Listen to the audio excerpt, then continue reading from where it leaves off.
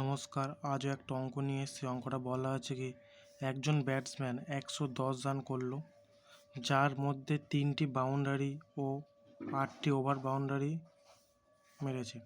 তাহলে কত শতাংশ রান সে দৌড়ে নিয়েছে? না, 3টে 4 মেরেছে, 8টা বাউন্ডারি মেরেছে, মোট রান করতে 110, এর মধ্যে দৌড়েও রান নিয়েছে। এবার সেটা কত রান বের করতে হবে এবং তার পার্সেন্টেজ বের করতে হবে। শতাংশ মানে পার্সেন্টেজ। তাহলে 45.5/11%। মোট রান করেছে কত? 110। বাউন্ডারি রান মানে 4, বাউন্ডারি মানে 4, তাই 3 গুণ 4 বাউন্ডারি রান করেছে 12। ওভার বাউন্ডারি মানে 6, 8 গুণ 6 করেছে 48।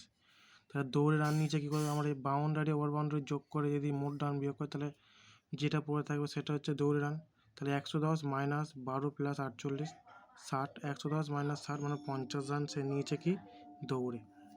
50 রান দৌড়ে, এই 50 রান কতর মধ্যে? মোট 110 রানের মধ্যে 50 রান ধরতে হবে। পার্সেন্টেজ কত? শতকরা আনতে গেলে কী করবে?